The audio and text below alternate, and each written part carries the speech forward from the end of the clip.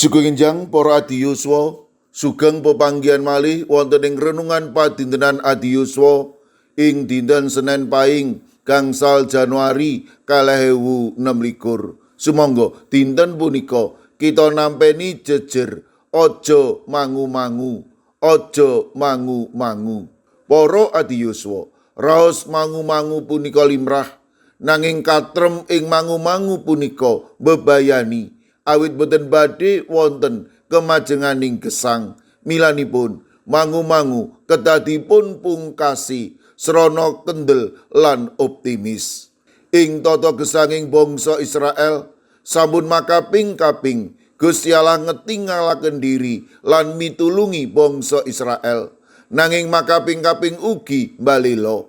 Nalika kedah medal ing tlatahipun tiang Amori, bangsa Israel mangu-mangu awit ajrih saking kadigdayanipun bangsa Amori. Ing satengahing raos mangu-mangu, bangsa Israel supe menawi Gusti Allah nyarengi ing tata gesangipun. Milanipun Nabi Musa ngemutaken pitulunganipun Gusti ing saben lampah gesangipun bangsa Israel lan nyarengi lampah ing ora-ora samun. Sampun sak mesinipun bangsa Israel kedah lumampah kanthi pitados lan optimis, senajan kedah lumampah ing sitinipun bangsa Amori. Pangandaring Toret setunggal ayat 3 ngendika, kang tansah ngirit lakumu ana ing dalan, milihake panggonan kang kena kok inepi, ing wayah bengi srana geni, lan ing wayah awan srana mega, kanggo nedhakake marang kowe dalan kang kudu kok liwati. Para adiyuswa, katrem ing raos mangu-mangu badhe reridu tata gesang kita. Minangka tiang pitados sumangga kita lumampah ing warsa anyar kanthi kebak pitados lan optimis, menawi lampah gesang kita tansah kinanthi dening Gusti. Aja mangu-mangu, Gusti Yesus tansah nyarengi gesang kita. Tetep kumandela bilih menapa kemawon pepalanging gesang, sae sesakit, raga ingkang lungkrah, kekiyatan ingkang sangsaya kirang lan kijenan, tamtu Gusti badhe mitulungi kita. Aja mangu-mangu. Amin. Sumangga kita ndedonga. Matur nuwun Gusti, dinten punika paduka paring pepemut amrih kawula kendel lan optimis lan sampun ngantos katrem ing mangu-mangu. Awit nalika kawula mangu-mangu ateges kawula mboten pitados utawi kawula supi kalian paduka. Kawula pasrahaken para adiyuswa dalasan anak putu kawula ing pundiya kemawon. Monggo Gusti paduka kemawon ingkang nganti lan berkahi matemah para adiyuswa lan anak putu kawula saged lumampah ing warsa anyar punika kanthi raos optimis. Kawula pasrahaken sawetawis sirek kawula ingkang nembe nandhang sakit kawula pitados menawi paduka badhe paring kekiyatan lan ugi bagas kesarasan ingkang wetah. Kawula pasrahaken Ibu Bambang HN ingkang udasa mangke nembe ing pemulihan. Kawula pitados menawi paduka badhe ngreksa lan tansah paring bagas kesarasan. Kaudinipun sirek kawula ing GKJ Antp ingkang nembe nandhang sakit lan ing pemulihan. Ibu Paini, Ibu Jumini, Ibu Jumina, Bapak Joko Wahyu Adi, Bapak Kustam, Bapak Sukiman, Bapak Slamet Mulyono, Mbah Tuminem lan Mbah Jah. Kawula pitados paduka ugi badhe ngreksa lan paring berkah. Mirunggan kala pasrahaken sederek Nena putranipun Bapak Beni ing wilayah Sekawan GKJ Magelang ingkang udasa mangke nembe nandhang sakit ing griya sakit Bandung. Sederek kawula ing GKJ Telepok kawula pasrahaken Ibu Wirya Sumarto, Bapak Yutam, Bapak Karyadi. Kawula pitados paduka ingkang badhe maringi bagas kesarasan.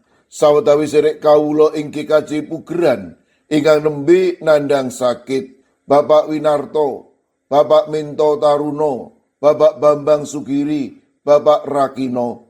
Sawetawis sedherek kawula ing GKJ Klaten, Bapak Joko Suranto, Bapak Harsono, Ibu Tiwi Bambang Sutomo. Kawula pasrahaken sedherek kawula ing GITJ Trangkil, Bapak Ibu Karyo, Bapak Ibu Toyo, Ibu Ngatini, Ibu Nani Cahyono. Monggo Gusti paduka ingkang reksa, paduka ingkang paring pitulung, matemas sedherek kawula punika ugi tansah pinaringan bagas kesarasan peparing paduka. Kawula pasrahaken Ibu Wahyuningsih Wakijan wonten ing GKJ Ngablak ingkang wedal sakmangke wonten ing pemulihan. Kawula pasrahaken warga GKJ Sragen, Bapak Adi Sungkono, Ibu Astuti Purnaningsih, Bapak Warsito Riyadi, Bapak Suyanto, lan Ibu Sumiati.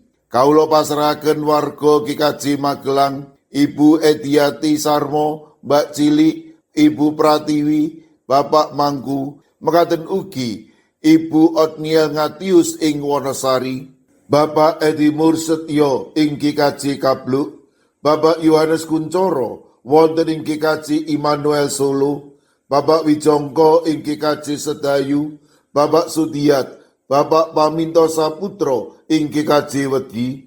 Kawula pasrahaken ing GKJ Krapyak sedherek Setianti, ing GKJ Mijen Ibu Purwaningsih Sunaryo, Ibu Elizabeth Indarwati, Bapak Bambang Setyo Margono, Bapak Moses Taji, Bapak Budiman Gultom, ing Banyumanik, Bapak Daniel Agus Suwarso, Ibu Arung Puji, ing GKJ Pamung Utomo Kalinegoro, Bapak Martiono, Ibu Marsudi, Ibu Sri Widardi, sedherek Esti wonten ing Wonocatur. Kawula pasrahaken sedherek kawula wonten ing Semarang Barat, Ibu Lini Sutopo, sedherek kawula wonten ing GKJ Ungaran, Bapak Hono Hadi Prasetyo, Bapak Resdiarto, Ibu Ratiningsih, Ibu Dewi Teguh, Ibu Kristini Sunaryo, Ibu Suhantini Hadiono, sedherek Dwi Putro, Ibu Sugito, Bapak Sembiring, Ibu Surisno, Ibu Munarti, lan Bapak Ibu Tugiman.